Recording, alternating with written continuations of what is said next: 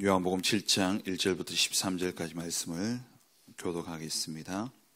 그 후에 예수께서 갈릴리에서 다니시고 유대에서 다니려 아니하심은 유대인들이 죽이려 함이라라. 유대인의 명절인 초막절이 가까운지라. 그 형제들이 예수께 이르되 당신이 행하는 일을 제자들도 보게 여기를 떠나 유대로 가소서. 스스로 나타나기를 구하면서 묻혀서 일하는 사람이 없나니 이 일을 행하려 하거든 자신을 세상에 나타내소서 하니, 이는 그 형제들까지도 예수를 믿지 아니함이로라. 예수께서 이르시되 내 때는 아직 이르지 아니하였거니와 너희 때는 늘 준비되어 있느니라. 세상이 너희를 미워하지 아니하되 나를 미워하나니 이는 내가 세상의 일들을 악하다고 증언함이라. 너희는 명절에 올라가라. 내 때가 아직 차지 못하였으니 나는 이 명절에 아직 올라가지 아니하노라. 이 말씀을 하시고 갈릴리에 머물러 계시니라. 그 형제들이 명절에 올라간 후에 자기도 올라가시되 나타내지 않고 은밀히 가시니라.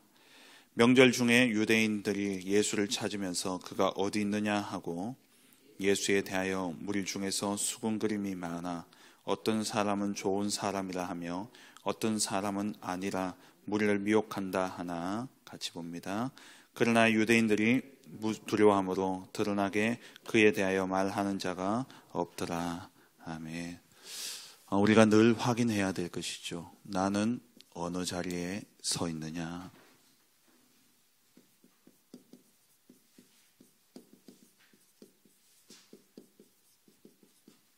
매일 매 순간 우리가 확인해야 될 질문입니다. 오늘 본문에 보면은 정말 예수님을 믿고 축복의 자리에 서 있는 사람도 있지만 또 반대로 예수님을 믿지 않으므로 축복의 자리를 놓친 그런 사람들이 나오죠.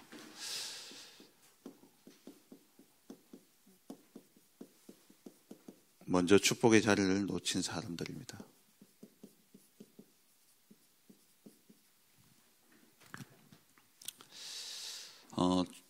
축복의 자리를 놓쳤다기보다도 축복의 자리에 있었지만 축복을 놓친 사람들이죠. 우리가 정말 나의 중심이 어디에 있느냐 정확하게 우리가 볼 수 있어야 됩니다. 오늘 본문에 보면 예수님의 형제들도 예수님을 믿지 않았던 것을 볼 수 있고요. 그리고 유대인들 가운데서도 예수님을 믿지 않고 예수님을 핍박하려는, 또 예수님을 죽이려는 그런 자리에 섰던 사람들이 있음을 봅니다. 축복의 자리를 놓치는 이유는 다른 것이 아니라 언약을 놓쳤기 때문에 그렇습니다. 언약이 아닌 육신의 눈으로 보기 때문에 그렇죠. 언약이 기준이 아니라 육신이 기준이기 때문에 하나님의 축복을 다 놓치게 되는 겁니다. 유대인들과 이 형제들이, 예수님의 형제들이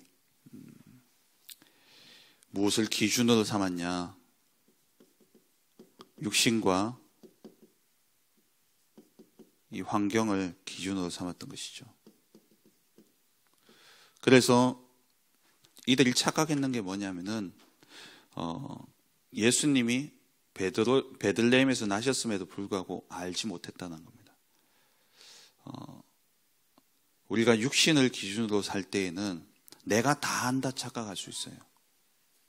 내가 모든 것을 다 알고 내가 생각하고 내가 가지고 있는 기준이 다 맞다라고 착각할 수 있습니다. 근데 그 속에 숨겨진 진실을 모를 때가 참 많아요. 우리가 뉴스를 봐도 그렇습니다. 뉴스를 볼 때 얼마 전 뉴스는 사실 기자들이, 요즘 기자들은 더욱더 그렇지만 자극적이고 또 이슈가 될 만한 그런 것들을, 안 좋은 부분을 막 부각시켜가지고 자기 기사를 많이 보게 함으로써 어떤 이익을 취하려고 하죠. 그런데 오해였고 누명이었음에도 불구하고 그게 밝혀졌을 때에는 그만큼 기사를 안 쓴다 그러잖아요. 안 드러내요. 그러면은 우리가 생각할 때에 지금 접하고 있는 그런 뉴스들, 자극적이고 그런 생각들이 그것 때문에 한 사람을 바라볼 때에 우리가 그 사람을 어떻게 보면 매도할 수도 있는데, 근데 거기에 대한 진실은 사실 안 드러날 수도 있다는 겁니다. 우리가 그 진실을 모르고 무엇을 보고 있냐? 육신과 환경을 기준으로 다 보고 있는 거예요. 오늘 이 본문도 마찬가지입니다. 이들이 볼 때는 메시아는 반드시 어디서 난다고요? 베들레헴에서 나요. 베들레헴에서 탄생해야 메시아래요. 근데 예수님 어디서 나셨습니까? 베들레헴에서 나셨어요. 근데 이들이 가지고 있는 지식은 예수님은 나사렛에서 성장했거든요. 예수님이 베들레헴에서 난 것은 잠깐 베들레헴에 지나가던 길에 마침 마리아가 해산할 때가 돼가지고 이 베들레헴에서 태어났는데 그 기록은 사실 잘 모르는 거죠. 근데 예수님의 형제들도 사실은 뭐 그 뒤에 태어났기 때문에 자기 형이 어디서 태어났는지도 모를 수 있다라는 거죠. 우리가 이건 잘 생각하셔야 됩니다. 저와 여러분들이 가장 많이 속는 부분이에요. 내가 다 안다 생각해요. 내 기준이 맞다라고 생각합니다. 내가 들은 게 사실이라고 생각해요. 근데 진실은 어디 있는지는 알지 못합니다. 근데 그것 때문에 많은 분들과 많은 사람들이 뭘 놓치고 있냐? 축복을 놓치고 있어요. 여러분 생각하는 게 다 맞습니까? 여러분 배워온 것이 다 맞아요? 여러분 경험한 것이 다 맞습니까? 근데 저는 복음을 알면 알수록 그게 더 아닌 것을 봐요. 우리는 뭘 중심으로 봐야 되냐? 진짜 언약 중심으로 봐야 돼요. 하나님의 역사와 하나님이 일하시는 것과 하나님 기뻐하시는 그것을 찾아내야 돼요. 다 속았습니다. 이들이 뭘 기다렸습니까? 다윗의 후손으로 왕족으로 태어날 거라는 거죠. 예수님 왕족이에요? 아니에요? 예수님 다윗의 후손입니까? 아닙니까? 맞잖아요. 근데 이들의 기준에서는 저 나사렛에서 저 시골 갈릴리에서 목수로 태어난 저 사람이 과연 메시아겠냐? 라고 생각한 거죠. 그 기준이 뭐냐? 언약이 아니라 육신이고 환경과 자기의 기준에서 보는 거예요. 그래서 우리를 가장 많이 속이는 게 뭐냐면 사실 신체 기관 중에 제일 많이 속이는 게 뭐냐? 눈입니다. 눈이 가장 많이 속여요. 왜? 우리가 안경 하나만, 선글라스 하나만 딱 껴도 색깔이 다 다르게 보이죠. 그리고 왼손, 왼쪽, 오른쪽 한쪽 눈이 딱 가려지면은 올바르게 보지 못하잖아요. 거리감이 없어집니다. 거리감은 두 눈이 있을 때에 이 눈이 초점이 맞으면서 거리감이 생기는 거잖아요. 그러니까 이게 본다고 다 보는 게 아니라는 거예요. 다 속이는 겁니다. 정말 진실이 어디 있느냐? 정말 하나님의 언약이 어디 있느냐? 우리 그것을 가지고 봐야 되지. 그것을 놓치고 육신과 환경으로 봤기 때문에 예수님의 형제들과 또 유대인들이 다 이 축복을 놓쳐버린 것이죠. 그리고 무엇 중심으로 판단했습니까? 지식적으로. 이들 기준이 뭐냐? 못 배운 사람은 무식하다는 거예요. 그게 기준이었습니다. 그래서 15절에 유대인들이 놀랍게 여겨 이르되 이 사람은 배우지 아니하였거늘 어떻게 그를 아느냐. 그건 지식적으로 판단했죠. 그리고 율법적으로 판단했습니다. 복음이 아닌 율법으로 판단한 것이죠. 22절, 23절 모세가 너희에게 할례를 행했으니 그러나 할례는 모세에게서 난 것이 아니요 조상들에게서 난 것이라 그러므로 너희가 안식일에도 사람에게 할례를 행하느니라. 모세 율법을 범하지 않으려고 사람이 안식일에도 할례를 받는 일이 있거든 내가 안식일에 사람의 전신을 건전하게 하는 것으로 너희가 내게 노여워하느냐. 사람을 온전케 한다고 하면서 할례도 행하면서 원래 일을 하면 안 되잖아요. 그런데 진짜 사람을 살리는 이 일을 내가 했는데 이것 때문에 너희가 나를 죽이려 하느냐 이 말이에요. 하나님을 잘 믿으려고 하나님 앞에 깨끗하려고 생각하고 있는 그러한 생각들이 오히려 복음을 막을 수 있습니다. 내가 깨끗해야 되지 다른 사람도 깨끗해야 된다 라는 기준이 어떻게 보면 율법일 수 있어요. 다른 사람도 복음이면 살아날 수 있잖아요. 그리고 복음이면 됩니다. 근데 깨끗해야 된다는 것은 내게 깨끗해야 돼요, 진짜. 나는 깨끗해야 됩니다. 그런데 그 기준을 가지고 다른 사람이 더럽다고 해서 이 자리에 오지 못한다고 생각하는 자체가 그게 죽이는 거예요. 율법이에요. 우리가 복음 아닌 율법이 기준이 되어져 있는 거죠. 많은 부분이 이것 때문에 놓칩니다. 그리고 무엇 때문에요? 외모로 판단하는 거죠. 그래서 예수님께서 외모로 판단하지 말고 공의롭게 판단해라. 의롭게 판단하라는 겁니다. 정말 하나님의 의, 세상의 기준이 아닌 하나님의 의를 가지고 판단하라는 거예요. 이들이 이 기준에서 보니까 예수님이 아주 비천한 자리에 오신 겁니다. 다윗의 혈통으로 왕족으로 멋있게 와야 되는데 예수님이 비천한 모습, 목수의 아들로 와서 또 하시는 행동들도 다 하나같이 저 비천하고 모자란 자들, 손가락질 받고 약한 자들, 그들을 찾아다니는 거죠. 그래서 이들의 기준에 볼 때는 그리스도가 예수가 아니라는 거예요. 예수가 어떻게 그리스도일 수 있냐? 예수가 어떻게 메시아일 수 있냐? 그래서 그 축복을 다 놓쳐버린 겁니다. 그래서요, 우리는 이걸 바꿔야 돼요. 이 각인이 바뀌어져야 되는데, 그래서 우리는 날마다 복음을 들어야 됩니다. 날마다 복음을 듣고 날마다 복음을 묵상해야 돼요. 그리스도의 말씀으로 우리가 돌아가야 됩니다. 그리스도의 말씀이 내게 없다면 우리는 배운 대로 가요. 우리는 각인된 대로 갑니다. 그러다 보니까 제일 먼저 하나님의 축복을 받은 유대인임에도 불구하고 가장 하나님의 축복을 놓치고 가장 어떻게 보면 저주받은 그런 민족이 되어버렸습니다. 축복의 자리에 있지만, 지금 이 자리에 있지만 우리가 하나님의 축복을 놓칠 수 있다는 겁니다. 왜 그러냐? 언약이 아닌 육신적인 기준으로 살아가기 때문에. 그것이 우리가 기준이 되어질 때 많은 부분 놓치게 되어집니다. 우리가 보고 들은 그것보다 뒤에 숨겨진 진실은 더 많아요. 좋은 진실도 있고 나쁜 진실도 있습니다. 유대인들이 엄청난 학살을 당했잖아요. 역사 속에 유대인이 계속 그렇게 당했습니다. 근데 제가 한번 자료를 찾아보다가 깜짝 놀랐던 게 루터는 뭐라고 이야기했냐? 유대인들은 죽이는 게 하나님께 영광이라고 그랬어요. 왜? 예수 그리스도를 십자가에 못 박았고 그리고 이 복음을 아직도 예수님을 메시아로 인정하지 않고 있기 때문에 유대인들은 죽는 게 마땅하다라고 생각했어요. 누가요? 루터가요. 종교개혁을 했던. 근데 하나님 누굴 쓰셨어요? 루터를 쓰셨죠. 그러면 우리가 그 행위가 옳다라고 합리화시켜서는 안 되지만 하나님의 관점은 어디 있냐를 봐야 됩니다. 어디 있느냐?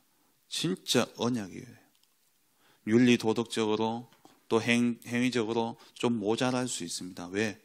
사람은 나도 모르게 복음 놓치는 순간 내게 나오기 때문에, 나 중심으로 돌아가기 때문에. 저도 마찬가지예요. 늘 그래요. 늘 실수하고 늘 잘못합니다. 그런데 하나님이 내게 은혜 주시는 이유는 그것 때문이 아니더라고요. 실수한다고 하나님 벌하고 그게 아니더라고요. 중요한 것은 언약. 늘 우리가 뭘 붙잡아야 되냐? 복음 붙잡아야 됩니다. 그래야지 삶도 따라와요. 날마다 복음을 묵상하고 날마다 그리스도의 말씀을 붙잡아야지 삶도 깨끗하고 바른 삶이 따라오는 겁니다. 그래서 오직 복음 붙잡아야 돼요. 이 복음을 붙잡을 때에 하나님이 주시는 그 축복을 올바르게 누리게 되어지는 것이죠. 복음 놓치면요, 삶도 무너지고 다 무너지는 겁니다. 두 번째, 축복의 자리에 선 사람들이죠.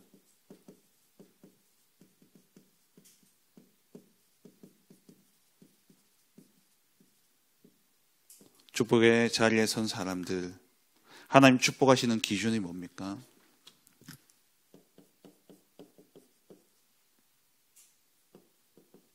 창세기 1장 27절, 이게 하나님 축복하시는 기준입니다.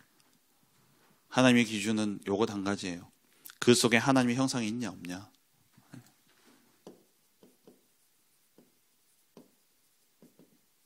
그런데 이 하나님의 형상을 놓쳐버렸잖아요. 하나님을 떠남으로 말미암아 하나님의 형상이 깨어져 버렸습니다. 이때부터 모든 인생은 마귀 자녀로 태어나서 우상 숭배하다가 결국에는 정신적으로 육신적으로 고통당하다가 지옥에 가게 되어지고 그 결과 후대에게 고스란히 물려주는 거죠. 왜 이 땅에 저주와 재앙이 임하느냐? 한 가지입니다. 하나님 떠났기 때문에 그래요. 하나님을 떠난 인생, 절대 해결할 수 없는 이 인생의 문제 속에 하나님이 주신 기준이 뭡니까?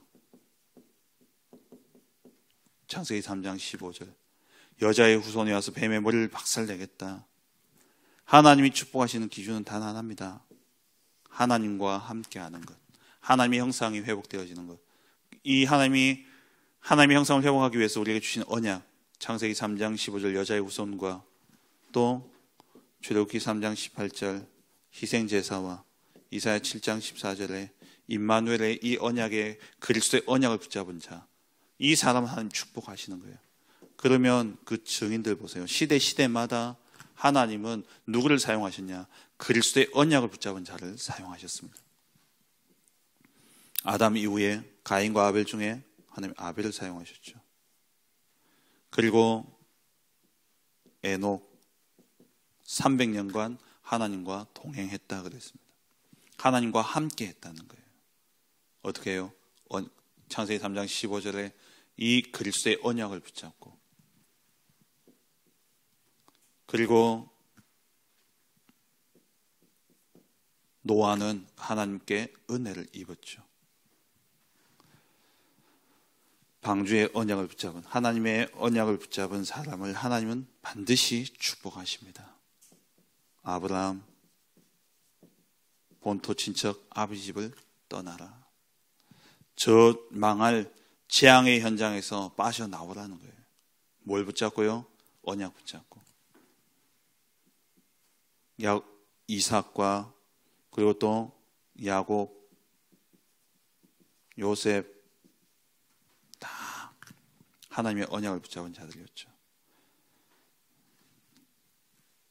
그리고 모세, 애굽의 400년의 노예 생활 가운데 하나님이 모세를 사용하셨습니다.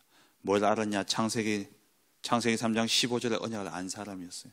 출애굽기 3장 18절에 그 언약을 붙잡은 사람이었습니다.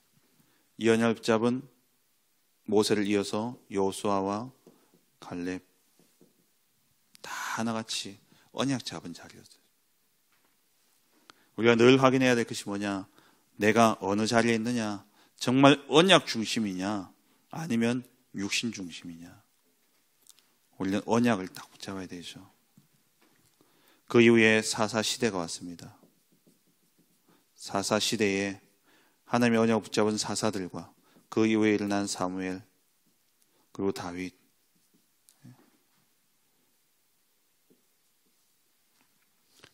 그리고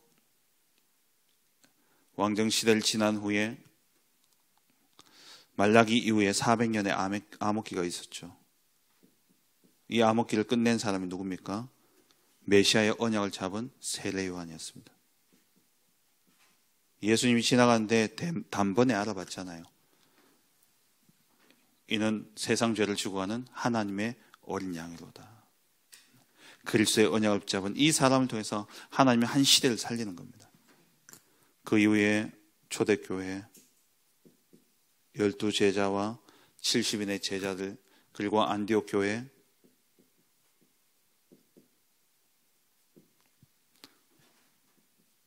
그리고 이후에 종교개혁이 일어났죠.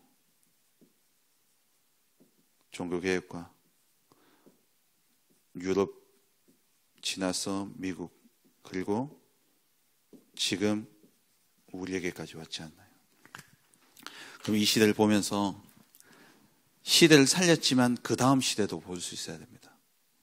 아벨 이후의 시대, 에녹 이후의 시대, 에녹 이후의 시대가 네필림이 왔어요.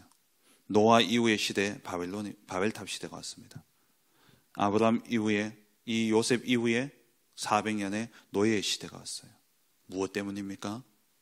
윤리 도덕적인 타락입니까? 언약 놓친 겁니까? 잘 보셔야 돼요. 언약을 붙잡으면 시대를 살리지만 이 언약이 전달되어지지 않을 때는 그 다음 시대에 반드시 저주와 재앙이 옵니다. 미국 교회, 유럽 교회 다 무너졌습니다. 한국 교회 다 무너집니다. 왜 무너집니까? 겉으로 보기에는 윤리 도덕적인 타락처럼 보여지지만 언약 놓친 거예요. 사람들이 풍요롭고 또 잘 살게 되어지면 마땅히 따라오는 게 윤리 도덕적인 타락들이 따라오게 됩니다. 어려울 때는 사실 강도나 그러지만 아주 추악한 것들은요 언제 일어나냐? 풍요로울 때 일어나요. 온갖 음란과 그런 문제들이, 그게 겉으로 보기에는 그것 때문이라 생각할 수 있지만 그 근본 이면에는요 언약을 놓친 것 때문입니다. 축복을 받은 증인들이지만 이 다음 시대를 우리는 잘 봐야 됩니다.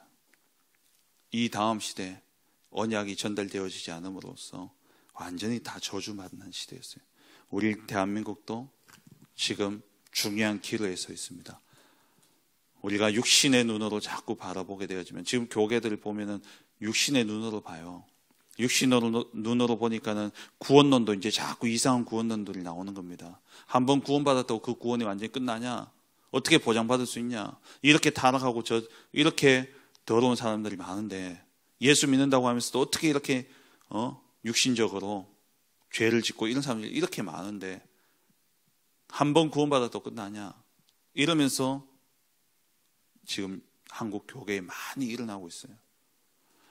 그렇다 할지라도 그리스도를 영접한 자는 하나님의 자녀는 사실 변함이 없는 거죠. 윤리 도덕적인 이 육신적인 것을 가지고 뭐까지도 자꾸 흔드냐? 하나님의 언약까지 뒤흔들고 있어요. 그 왜 그러냐? 내 생각, 내 기준. 잘 보셔야 됩니다. 언약 이후의 시대를 보셔야 돼요. 이 증인들 다음 시대를 보셔야 돼요. 이 이후에 다 놓쳐버렸다니까요. 정말 우리가 어느 자리에 서 있는가? 내가 축복의 자리에 있냐 아니냐도 중요하지만 내가 정말 내 다음 시대를 두고 이 언약을 전달하느냐 하지 않느냐, 그걸 보셔야 돼요. 그 자리에 있냐 아닌가를 봐야 돼요. 정말 우리 후대들에게 뭘 남겨줄 겁니까? 윤리 도덕을 남겨줄 겁니까? 그럼 시대가 바뀌면 윤리 도덕은 또 바뀌는데요. 불과 30년 전만 해도 우리는 동성연애, 그건 아주 죄악이고 아주 더러운 짓이고 그건 절대 있을 수 없다고 했는데 지금 우리 아이들한테 그 이야기 해보세요. 학교 가면은요, 그 이야기 하면 전부 왕따 당합니다. 윤리 도덕은 그렇게 바뀌는 거예요. 물론 그걸 미화하는 건 아니지만 육신의 기준은 늘 바뀐다니까요. 그럼 우리 아이들에게 뭘 남겨줄 겁니까? 영원히 변치 않는 언약을 남겨줘야죠. 그걸 남겨주지 않으니까 이게 계속 이렇게 되어지는 거예요. 그 제가 늘 말씀드리잖아요. 복음 회복이라는 단어가 없어져야 된다니까요. 왜? 복음이 계속 살아있는데 회복할 게 뭐 있습니까? 복음이 계속 전달되어지고 있는데 회복이라는 단어가 뭔 필요가 있어요? 복음 놓치니까 복음 회복이 되어지고 제2의 종교개혁이 일어나야 된다. 저는 없어져야 돼요. 종교개혁은. 왜? 계속 언약과 복음이 전달되어지기 때문에. 잘 보셔야 돼요. 내가 축복의 자리에 있냐 아니냐 그것도 봐야 되지만 내 후대에게 내가 진짜 이 축복의 자리를 물려주냐 물려주지 않느냐 잘 보셔야 됩니다. 세 번째,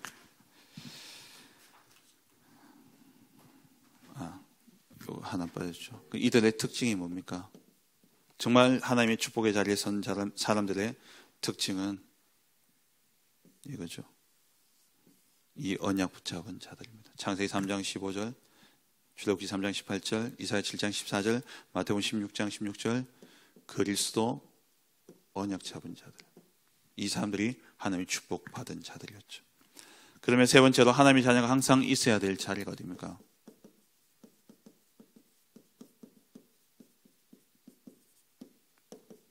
하나님의 시간표 속에 있는 구원. 이 구원의 자리에 우리가 있어야 됩니다. 오늘도 하나님은 구원의 역사를 이루어가고 계십니다. 오늘 우리의 삶이 이 속에 있어야 돼요. 그 말은 내가 매일 매 순간 복음 전하고 영접 운동이 일어나고, 그것도 하나님 그렇게 하시면 그 축복 속에 있겠죠. 우리의 관심과 생각이 늘 어디에 있어야 되느냐? 구원 속에 있어요. 전도 속에 있어야 되는 것이죠. 흑암의 세력을 꺾는 전도 속에 있어야 됩니다. 그래서 우리에게 주어진 모든 삶, 우리의 모든 삶을 하나님의 영광을 위해서 살아야 돼요. 그럼 이 세 가지 다 하나하고 같은 이야기 아닙니까? 구원 속에 있거나 하나님의 영광을 위해 산다. 하나님의 영광은 뭡니까? 모든 민족이 하박국서에 나오는 것처럼 세상 모든 사람들이 하나님의 영광을 인정하는 것. 그러니까 하나님이 하나님 되심을 인정하는 것. 다시 말하면 이 땅에 참신은 오직 여호와 하나님밖에 없다는 사실을 인정하는 것. 오직 예수 그리스도만이 우리의 구원자시고 그 그리스도를 통해서 우리가 하나님을 만나야 된다는 것을 인정하는 것. 그게 하나님께 영광이에요. 그럼 우리가 있어야 될 자리는 어디냐? 어제 오후 예배 때 말씀드린 것처럼 이게 전부입니다. 우리의 모든 것 전도운동 속에 있어야 돼요. 그래서 우리의 생각과 마음과 우리의 모든 중심이 늘 오늘 영생 주시기로 작정된 자들. 13장 48절이죠. 사도행 18장 10절입니까? 이 성중에 내 백성이 많음이다. 오늘도 내가 가는 현장에 하나님이 영생 주시기로 작정된 자가 있고, 오늘 가는 내 현장에 하나님이 예배하신 수많은 영혼들이 있다는 사실을 믿는 믿음, 그 믿음 속에 서 있는 그 사람을 하나님이 축복하시게 되는 겁니다. 우리의 모든 삶의 중심은 여기 있어야 돼요. 전도운동 속에 있어야 됩니다. 감옥에 가도 우리는 뭐 해야 됩니까? 전도운동 속에 있는 겁니다. 우리는 성공의 자리에 가더라도 무엇 때문에요? 이 전도운동 속에 있어야 되는 것이죠.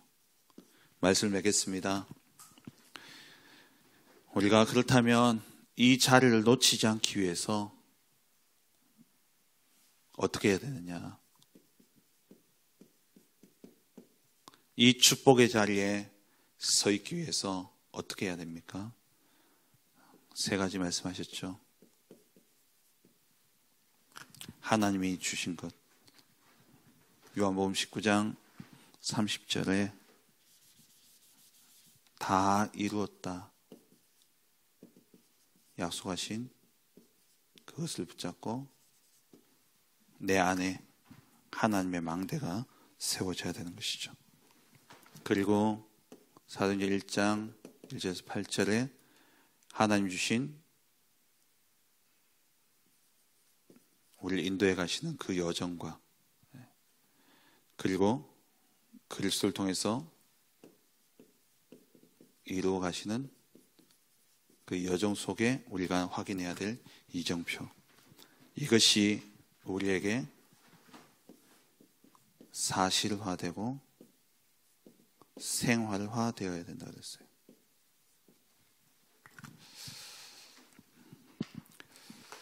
정말 믿고 붙잡고 기도해 보세요. 내 기준에서 내 생각 속에서 밀어내지 마시고 정말 이것을 성경의 말씀으로 하나님이 우리에게 주시는 그 말씀 속에서 정리되어진 것이라면은, 물론 용어가 많고 숫자가 많고 참 많습니다. 근데 그 의미를 가지고 한번 묵상 속에 들어가 보세요. 이 의미를 가지고. 그래서 목사님이 이번에 보니까 중남미 집중훈련 때 목사님이 이 말씀을 주셨더라고요. 집중훈련 때. 한 7망대, 7여정, 그리고 7이정표를 가지고 이게 사실화가 돼야 되고 생활화되어야 된다. 다시 말하면 언약이 우리에게 사실화되어지고 생활화되어져야 된다는 겁니다. 늘 우리가 확인해야 될 것이 나는 어느 자리에 있느냐, 내가 정말 이 자리에 있느냐, 이 언약, 육신이 아닌 언약적인 기준 속에서 하나님 기뻐하신 전도운동 속에 내가 있느냐 늘 확인하셔야 돼요. 그럼 이 전도운동의 자리에 서 있기 위해서 내 안에 딱 세워져야 될 것이 하나님의 망대, 그리고 그 전도운동을 하기 위해서 그 전도운동 속에 가는 여정을 미리 보고 가야 돼요. 그 여정 속에 늘 확인해야 될 것이 이정표죠. 그렇게 생각한다면 우리가 꼭 묵상해야 될 것입니다. 이번 한 주간 동안 우리 스스로 늘 확인하는 가운데 진짜 하나님 축복하실 수밖에 없는 그 축복의 자리에서는 우리 모든 성도님들 되어주시길 주의 이름으로 축원합니다. 우리가 어느 자리에 서 있는가를 언약, 복음 안에서 확인하게 하옵소서. 복음의 본질을 회복함으로 복음의 본질을 회복함을 중심으로 하나님의 역사를 움직이심을 알고 복음의 사람으로 살리는 축복의 자리에 서 있는 자들이 되게 하여 주옵소서. 올바른 자리에 서 있기 위해서 그리스도께서 주신 망대와 여정과 이정표를 찾아 누리는 제자 되게 하옵소서.